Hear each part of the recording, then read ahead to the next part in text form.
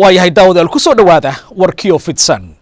aan ku bilaabay wararka naga soo gaaraya magaalada Kismaayo ee xarunta gobolka Jubbada Hoose ayaa sheegaya in magaaladaas lagu qabtay kulan lagaga hadlayay xoojinta xiriirka ka dhaxeeya wasaaradaha kala gadisan ee dawladda waddanka Soomaaliya iyo kuwa maamulka Jubbaland waxaana kulanka ka qayb galay madaxweynaha maamulka Jubbaland iyo ra'iisul wasaaraha waddanka Soomaaliya warbixinta ku saabsan waxa magaalada Kismaayo nooga soo diray wariyaheena Zakariya Maxamuud Timcade muhiimadda inta badan kulankan waxaa looga hadlay in la xoojiyo wada shaqeynta laamaha dawladda dhexe iyo maamulkan waxaa ka qayb galay ra'iisul wasaaraha Soomaaliya Xasan Ali Kheyre iyo madaxweynaha maamulka Jubbaland kulanka kadib ayaa warbaahinta waxaa la hadlay wasiirka wasaaradda qorsheynta ee dawladda federaalka Soomaaliya Jamaal Maxamed Xasan shirkii saakala ka dhacay wax ku saabsanaa wada tashi iyo kulan ay yeesheen golaha wasiirada federaalka intii xamarka timi halka joogta iyo Jubbaland digooda wasiirada ah shirkaas shir gudoominayeen ra'iisul wasaaraha iyo madaxweynaha Jubbaland waxyaalaha laga wada hadlay waxa ahayd bal inay tuso oo laga wada hadlo si xiriirka loo sii xoojin lahaa si dhow loogu wada shaqeyn lahaa sidii tababarada iyo iskaashiga iyo wada shaqeynta shaqaalaha dawladda loo xoojin lahaa iyo sidii guud ahaan waddanka horumarkiisa loogu wada shaqeyn lahaa arrimahaas ugu weyn laga wada hadlay qoraalaha la isdhaafsaday waxaan rajaynayaa haddii alla idmo in waxyaalaha la isla gartay in la dadalgeliyo laga shaqeeyo wax ka soo baxana marka fulintooda lagu dhaaqo taas ku saabsanaa laakiin guud ahaan waxa shir aad wanaagsan loo baahnaa mar hore qabto Zakariya Maxamuud Timcade Universal TV Kismaayo aad u mahadsan yahay wariyaheena Zakariya Maxamuud Timcade oo warbixintaasi nooga soo diray magaalada Kismaayo ee xarunta gobolka Jubbada Hoose waayo hadda wadaal wararka naga soo gaaraya magaalada Hargeysa ayaa sheegaya Ilaahay ha u naxariisto jannadii firdawsana Allah ka waraabiye waxa ugu yaraan geeriyooday 2 qof sida wararka naga soo gaaray magaalada Hargeysa ay sheegayaan kadib markii shil baabuur uu ka dhacay deegaanka 31 May ee deegaanada Somaliland waxaana shilka baabuur ku geeriyooday xubnaha 2 qof ee geeriyoodo kamid ah Hibaaq Cabduqaadir Koosaar oo kamid ahayd xubnihii golaha wasiirada ee Somaliland oo uu magacaabay madaxweynihii hore Somaliland Axmed Maxamed Maxamuud Silaayo xilligii uu hayay talada Somaliland warbixintaas waxa magaalada Hargeysa inooga soo diray wariyaheena Cabdirashiid Cabduhaab Xuseen inna lillahi wa inna ilayhi raaji'uun ilaa iyo inta imika lahubo waxa ku geeriyooday 2 qof shil ka dhacay xaafadda Isha Boorama ee ku taala degmada 31 May shilkaasi oo uu sababay gaari noociisu yahay candhameyle isla markaana dadka meesha jooga ay sheegeen inuu soo go'ay bariigu kaasi oo galaaftay 3 gaari oo kala ah iskarogo laanguruusal iyo waliba gaariga nooca ruuxada loo yaqaan fareesaha waxaana dadkaasi shilkaasi ku geeriyooday kamid ah Allah u naxariistay Hibaaq Cabduqaadir Koosaar oo ahayd wasiirka hore wasaaradda qorsheynta xukuumadda madaxweyne Ziraanyo Cali Salaan Jirde xaaskiisii haddaba TV-ga Universal oo gaaray goobta shilku ka dhacay ayaa waxa uu wax ka weydiiyay dadkii goobjooga ka ahaa halkaasi ehelada marxuumiinta dhintay iyo waliba barsaab ku xigeenka gobolka Maroodi Jeex Ilaahi wa inna ilayhi raaji'uun marka hore soo alu taxsiinaa inanta Hibaaq Cabduqaadir Koosaar abdi anu waxaan aqalkeedii ilmaadeerna waa nahay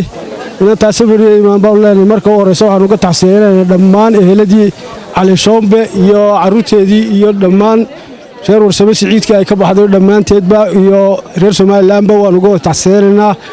ilaahay sabariyay ma naga siiyo jannada firdawsana Allah ka waraabiyo shilkaas oo shil xun weeye 3 gaari baa uu gaarigu jiiray iyo dad kalaba oo lugeynayayba ilaahay waxaan leenahay wixii masiibada dhacday ilaahay awilkeeda ay nagu bido inna lillahi wa inna ilayhi raaji'uun waxa halkan ka dhacay shil aad u fool xun waa masiibo sida la ii sheegay mar dambaan imid maxaan ku raadayay buurta dalcada ayaa la yiri gaarigu jeenta uu ku soo goostay intaas oo dhan uu la soo daala dhacayay waan arkaynaa halka iskarogada shideedu ku tuureynaa gruusulka inantiina halkan waa ku baabaday inanta dhimatay iyo inta kaleba wixii ku dhintay wixii ku dhaawacmayba waxaan leeyahay samiriye iimaan ilaahay ka siiyo darawalka laftigiisu aad isaga laftigiisuna waxaan gulaha wax ka qaba la sheegayay aad baan uga xumahay waxaan aad u tacsiyadaynayaa magaranaysa wasiir Cali Shoombe oo xaaskiisii inantii mujaahid ku dhalay Cabduqaadir Koosaar inantiisii baa la yiri way dhimatay imka wax la hubo geeri inna lillahi wa inna ilayhi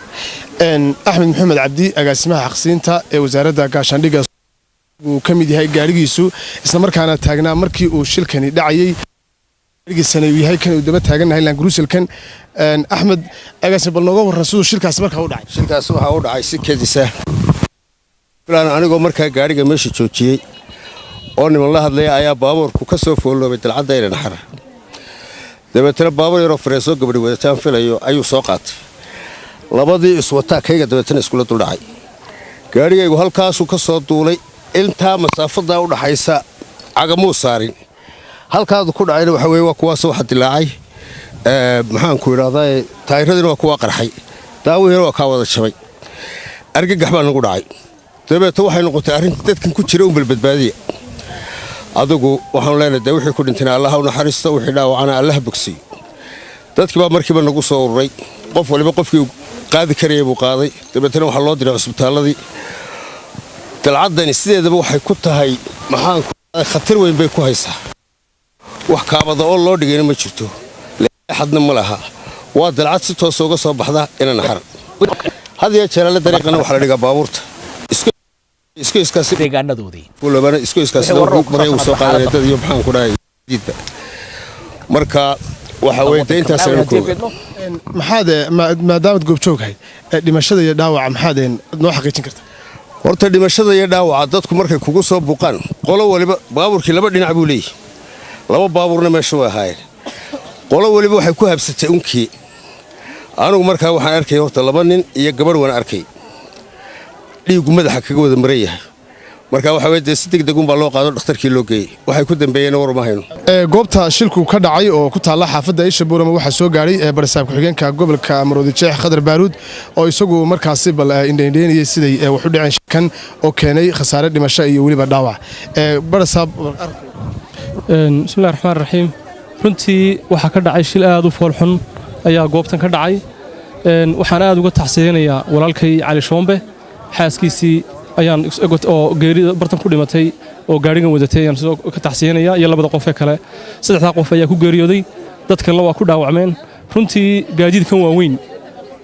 inta badan qaarkood oo booyadaha iyo baabuurtan waaweyn oo bilaabriga hawshaasi wasaaradda gaadiidka oo dhawaan mashruuca imka hawshaa waday in wax laga qabto gaadiidkana brigooda iyo aad loo jeegareeyo marka runtii taxsi ayaan walaalkay iyo dhammaan bulshada reer Soomaaliland iyo qoyskii reer Cabdiqaadir Koosaar ee ka baxday walaashay ayaan runtii ka taxsiinaya ilaahay uu naxariisto geeridu waa xaq qofna maalintiisa dhaafi maayo insha Allah bal baaritaankiina wuu socdaa hadii ilaahay Cabdirashiid Cabdiwahaab Xuseen Universal TV Hargeysa waayahay daawadayaal weli halkaad nagala socotaan waa telefishinka caalamiga Universal Studio-heena magaalada London warar iminka naga soo gaaray magaalada Baydhabo ee xarunta gobolka Baay ayaa sheegaya in madaxweynaha maamulka Koonfur Galbeed Soomaaliya uu safar ku gaaray degmada Deinsoor ee gobolka Baay isla markaana xarigu ka jara dhismaha garoon lagu wado in laga dhiso degmadaas wuxuu sidoo kale madaxweynuhu uu ka hadlay qarax miino oo ka dhacay deegaanada hoos yimaada gobolada maamulka Koonfur Galbeed ee Soomaaliya warbixinta ku saabsan waxa inoo soo diray iminka wariyaheena Maxuudin Xusni madaxweynaha dawlad goboleedka Koonfur Galbeed Abdicasiis Xasan Maxamed Laftigaran oo ay wehelinayeen wasiiro ka tirsan xukuumadda federaalka Soomaaliya kuwa ka socda Koonfur Galbeed xildhibaano iyo mas'uuliyiin kale ayaa maanta waxa ay booqdeen degmada Deinsoor ee gobolka Baay madaxweynaha iyo wafdiga uu hogaaminayay ee gaaray degmada Deinsoor maanta ayaa si heer sare ah halkaasi loogu soo dhaweeyay iyadoona gudoomiyaha degmada Deinsoor iyo bulshada magaaladaasi soo dhaweyntiisa ay ka qayb qaateen madaxweyne Abdicasiis Xasan Maxamed Laftigaran oo ay wehelinayeen wasiirka gaadiidka dawlad goboleedka Koonfur Galbeed wasiirka xanaanada xoolaha ee dawladda federaalka iyo mas'uuliyiin kale ayaa waxa ay xariga ka jareen dhismaha garoonka diyaaradaha ee magaalada Deinsoor taa oo xariga laga jaray mashruuca lagu dhisayo garoonka diyaaradaha sidoo kale madaxweynaha ayaa xariga ka jaray dhismaha wado dheer ee xiriirisa garoonka diyaaradaha degmada Deinsoor ilaa magaalada gudaheeda madaxweyne Abdicasiis Xasan Maxamed Laftigaran ayaa ka hadlay markii Baydhabo dib ugu soo laabtay booqashadiisa magaalada Deinsoor iyo soo dhaweynta ay la annaga saaka markuu shilka dhacay ka hor waxaan aadnay safar aan ku aadnay degmada Deinsoor aan soo daafuraynay mashaariic meeshaas laga soo gabagabeeyay furitaankooda iyo booqasho aan soo booqanaynay degmada Deinsoor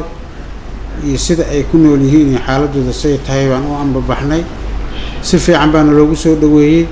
shacab fiican ciidan fiican yaan kala kulannay soo dhaweyn fiican runtii wixii aan u tagnayna waa soo furnay mashaariic fiicana meesha laga hirgeliyay waa koow ka ahayd aeroboortka degmada diinsoor jidka ka baxaaya aeroboortka ee magaalada gudaheeda galaayo iyo xaruntii ururka haweenka degmada diinsoor oo xarun weyn loo dhisay iyo isbartiibadii kubadda cagta ee wasaaradda isboortiska intaasaan soo daahfurnay waa wax muhiim ah oo bulshada reer diinsoor waxtar u ah kulmeen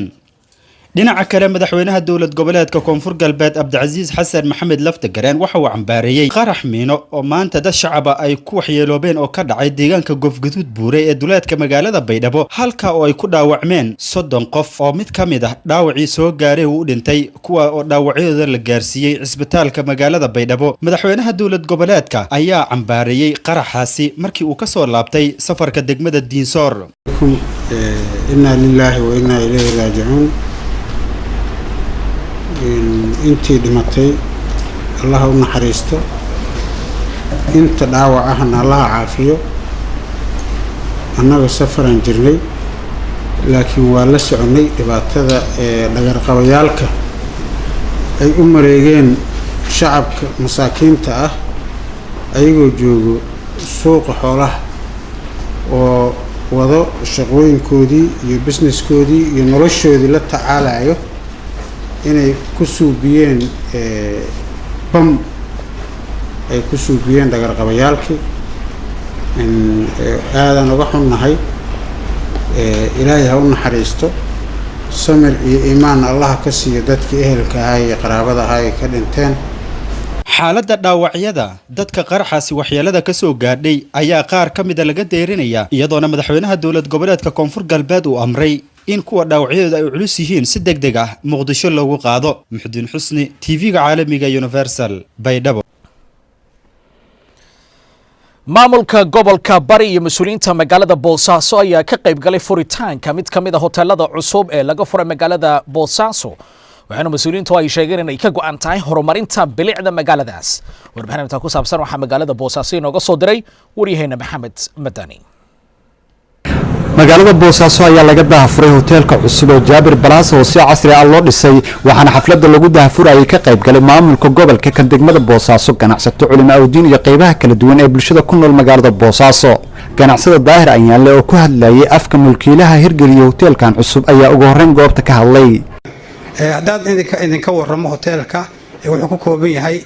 in ka badan 48 qol oo jiif ah ayuu ku kooban yahay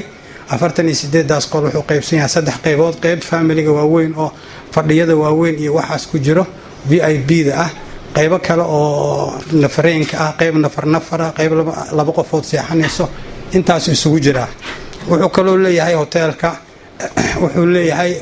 hoolalka waaweyn hoolkan iyo hool kale oo ka sareeya oo ilaa kun qaada hoolkan ilaa 100 qofood baa loogu talagal uu qaada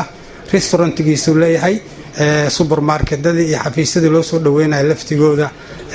travel agency-ga ah ayuu leeyahay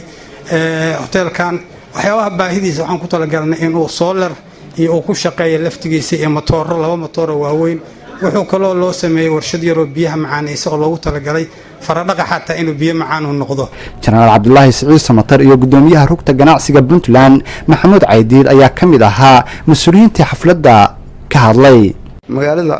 waxa loo baahan yahay noloshu hoteelada la dhisay iyo ganacsatada iyo kulli dhiirigelin waxa waa amniga marka waxa loo baahan yahay magaalada amnigeeda in laga wada shaqeeyo loo baahan yahay oo aan lagu deyn kaliya السلام عليكم ورحمة الله ما lagu deyn dadka oo dhan rag iyo dumarba mas'uuliyad baa ka saaran arintaana ganacsatada runtii aad baan ugu boorinayaa inay dhulkooda hoos eegaan sida Jaabir oo kale oo ay maalgelin sameeyaan fiican si ay bulshadu shaqo fiican uga hesho dadaal badan way sameeyaan ganacsatada runtii laakiin wali lama gaarin meeshii la rabay duqa magaalada Boosaaso Cabdisanaan Bashiir Cabdisanaan iyo gudoomiyaha gobolka Bari Yuusuf Maxamed Wacays Dhedo oo si wadajir xariga uga jiray dhismaha cusub ee jaabir balaasa hotel ayaa bogaadiyey mulkiilaha hoteelka iyagoona sheegay inuu ka qayb qaadan doono bilicda magaalada boosaaso runaantii waxaan rajaynayaa sheekh jaabir intaan ka aqaano waa muwaadin. Assalaamu calaykum waraxmatullahi wabarakaatu. Halkan waa telefishin fiicnaantiisana maanta waxa u daliila lacagta inta leego hoteelka ka gashay hada runaantii hoteelo la mid ah Nairobi iyo indhoweed Soomaaliya Nairobi aad u jeceshahay Nairobi iyo uga dhisi lahayd xataa haddii aysan Nairobi uga dhisin gobolada Soomaaliya meelo ka dhaqdhaqaaq badan baa waqti xaadirkan jiro siyaabo kale loo danaynayo meelaha kale uu geyn lahaa marka waxaan leeyahay waxa weeye waa muwaadin Soomaaliyeed oo reer Puntland ah oo reer Boosaaso ah aad iyo aad baan ugu dhiirigelinaynaa insha Allah taala ka maamulahaana dowrarka aan la leenahay waa la shaqeyn doonaa haddii Allah wada leedmo waxaan leeyahay ganacsatada gobolka bari oo lacagta gumaarka ku haysta oo bogcadahoodii bushashka $100 ee bushashka ka qaata jaabir ku daydeen oo hadhisteen ganacsatada reer bariga qolada naga shaqaysato oo goboladooda dhisto ma la hadli maayo kuwa reer bariga ee lacagta guntiga ku hayo kuwa gobolada kale dhisa waxa laga rabaa inay magaalada bilicdeeda ay dhisaan dhismaha cusub ee jaabir balaasa oo in muddo ah hawsha dhismihiisu ay socotay ayaa loo dhisay qaab casri ah waxaana dad ka qayb galay xafladda ay si wada jir u qoreen inuu ka qayb qaadan doono bilicda magaalada Boosaaso Maxamed Madani Universal TV Boosaaso mas-uuliyiinta maxkamadda sare ee Somaliland ayaa safar shaqo ku gaaray magaalada Gabiley waxaana mas-uuliyiintu ay warbaahinta u sheegeen in muddo bila ay safar shaqo ay ku kala tagi doonaan deegaano kala gedisan oo ku yaala Somaliland warbaahinta ku saabsan waxa inoo soo diray wariyahayna Cabdi Naasir gudoomiyaha maxkamadda sare Somaliland Professor Aadan Xaaji Cali iyo wafdi sare oo ka kooban 70 xubnood oo isugu jira garsoorayaal kaaliye iyo shaqaalaha garsoorka iyo cadaaladda ayaa socdaal ku soo gaaray gobolka Gabiley socdaalkan ayay ugu magac dareen sahanka cadaaladda markii ay soo gaareen magaalada Gabiley ayaa waxa maxkamadda gobol degmo Gabiley ku soo dhaweeyay gudoomiyaha maxkamadda gobol degmo Gabiley Cabdikariin Cumar Cabdi iyo isuduwaha wasaaradda cadaaladda gobolka Maxamed Nuur Mooge Shabeel socdaalkan ayaa sida uu gudoomiyaha maxkamadda sare warbaahinta u sheegay Ahmed ay ku soo mari doonaan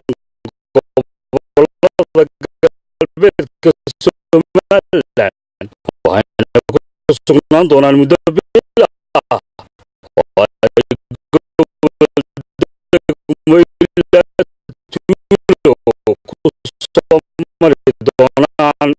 gudoomiye isagoo faahfaahinaya socdaalkoodan waxaa hadaladiisii ka mid ahaa aritaankan waxa weeye waa maxkamaddii oo dhammaystiran waana cidi ka harin ujeedada ugu muhiimsani waa taa ah in garsoorkii iyo cadaaladii loo dhaweeyo bulshada oo bulshadii mid dhaqaale haystay mid aan haysanba way leedahay in goobahoodii loogu tago iyo waxa kaloo ka mid ah in lagu soo gardhaqo meelihii la isku haystay halkay magaalada waaweyn intay iska fadhiisto maxkamaddu ay go-aan halkan ku gaari lahaayeen in goobtii la tago dadkii lagu dhagaysto natusa la yidhaahdo waxa kaloo ka mid ah in maxaabiista iyo xabsiyada la booqdo halkan xabsigaan booqan doonaa wajaalaan tegaynaa waxa kaloo arrinkan uu xoojinayaa baal socda madaxda gobolka ka shaqaysa Gabiley gobolada kale iyaga laftigooda kormeer baan ku sameynaa si aan la xisaabtano shaqadii halkay marinayaan dadka iyaga ka cabanaya laftigooda anaga dhageysanayna saa aragtaan halkan waxaa fadhiya gudoomiyihii maxkamadda rafcaanka gobolka Maroodijeex Cali Suude Diiniye oo isaguna gobolka oo gudoomiye ka ah oo gudoomiyaha ay maxkamaddan hoos timaado Gabiley marka isaguna uu nagala qayb galaya cabashooyin ku dhageysanaya xabsiyada waan wada booqanaynaa markaanu xabsiyada booqanayno waxaan doonaynaa inaanu ogaano yaa ku xidhan waayo dadka xabsiyada ku xidhan maxkamadda ayaa u dirta maxkamadda ay u xidhan yihiin dad waa dad garsugayaala dad waa dad xukunsanayaala oo xukunkoodii qaadanaya xaaladoodu maxay tahay dacwadoodu maxay tahay xukunkoodu muxuu yahay xarig miyuu ka dhammaaday hadduu ka dhammaado madani lagu leeyahay sidee loola xaliyaa xabsiyadan aan booqanaynaa haddii ilaahay idhaahdo oo waxa weeyaan iyagana waa qayb weyn oo ka mid gabagabadii gudoomiyaha maxkamadda sare ayaa xurriyaddooda u soo celiyey laba haweena oo muddo u xidhnaa inay dalka khamri soo geliyeen haweenkii maxkamadda hortooda lagu sii daayay ayaa ka dareen celiyey xurriyaddooda ay dib u heleen maxkamadda sare ee dalka Somaliland ayaan u mahad celinayaa oo maanta si qurux badan xurriyaddeedii igu celisay waxaan xidhnaa 22 bilood waxaan ku xukunaa 3 sanadood iyo 3 milyan alxamdulillah maanta xurriyaddeeda la celiyay maca lacag maca labada Cabdi Naasir Gure Macaad fogaana ragga xorta Universal TV Gabiley telefishinka Universal ayaa waraysiyo kala gedisan la yeeshay qaar ka mid ah ganacsatada iyo dadka garabraratada ee ku nool magaalada Kismaayo ee xarunta gobolka Jubbada Hoose waxaana la weydiiyay su'aalo kala gedisan oo ku saabsan sida ay u marayaan noloshooda warbixinta ku saabsan waxa inoo soo koobaya inoona soo diray wariyaheena Zakariye Maxamuud Timacade dad badan ma aaminsanayn in dhaqaale intaan oo kale laga sameyn karo xoolaha la rarta sida dibiga oo loo isticmaalo qaabkan gaari dameerka oo kale Samatar Maxamed Muude waa aaba 41 jir ah 7 caruur iyo 2 xaas ayuu ka biilaa dibigan oo loo isticmaalo qaabkan waxa uu ii sheegay inuu yahay ninkii ugu horeeyay ee magaalada Kismaayo ka bilaabay isticmaalka dibiga anigoo Samatar Maxamed Muude ah dibigan taariikh ahaan waa ugu horeeyay ninkii kana ugu horeeyanahay oo hadda gacanta dadkan ay ku daysadeen oo anigana macnaha dibiga u fahmay oo dadkan ii duceeyeen oo fahmeen dameerkan ay ka resteen hal dibi oo ka bilaabay shaqadan waxa uu ka dhaxlay hanti maguurto iyo tiro xawla ah waxaana uu maanta ka mid yahay dadka hantida alla ku maneystay ee ku nool magaalada Kismaayo dhaqaale ahaan dibigan waxaan ka sameeyay ari oo adiga gaaray 80 iyo geel oo adiga 4 neef ah iyo 2 riti ah 8 isku yihiin war waa ka qoday 2 boosna waan ka gaday farqiga u dhaxeeya rarashada dameerka iyo dibigan ayuu ii sharaxay Samatar waa ka shaqo badan yahay dameerka si fiican dameerka macnaha hal tan uu qaada ninkan wuxuu qaada 2 tan ninkaasna hal tan uu qaada markii macnaha ay tahay bacaad dibiga lama qabanayo kareetada caadi uu jiiraya dameerkan waa la qabanaa dameerka hadii xaafad lagu xiro macnaha xarkiisa kaadiisa caruurtii habeenka macnaha uma dul qaadan karaan dibiga laakiin xarkiisa kaadiisa dhimale xarkiisa waa guryaha lagu dhoobtaa dibiga markay sanacma ay dhacdo roob dhaca waxa la geeyaa madow sida qoqaani oo kale badarka lagu qaadaa 20 loor sokor ka badan 3 been u galaa bise katrabil wax ma dooriyo macnaha qabaal soo fahmin dameer laakiin fuusta biyo qaadi karin meelaha laamiga ma ogi meelaha bacaadka taa ma mari kara marka dibiga u dhintan waa cunaysa haduu weynaadana hadhow 2 dibi ku goynaa 3 dibi ku goynaa halkan waa magaalada Kismaayo waa safarkii ugu horeeyay aan ku imaaday magaaladan waxyaabaha cajiibka aan ku arkay ayaa ah in dibiga loo isticmaalo sida dameerka balse Muqdisho laguma isticmaalo dibi loo raranayo sida dameerka faa'iido ahaan waxay sheegeen in dibiga uu faa'iido badan yahay in loo isticmaalo sida dameerka Zakariye Maxamuud Timacade Universal TV Kismaayo waayahay daawadayaal wixii warar oo ku saabsan xaaladda waddanka Malawi haddii ay beedno waxaad ku daawan doontaan wararkeena dambe balse intaas waxaa nooga godol war wixii naga soo gaaray dalka gudihiisa dabadiisoonay aqrinaya anigu Maxamed Saciid Saxaaf intaanu ku kulmayna warkiisa xiga waa bahda wararka telefishinka caalamiga Universal stuudiyahana magaalada London oo in kaga tagay meel bad caalamka joogtaan sidaas iyo nabadgelyo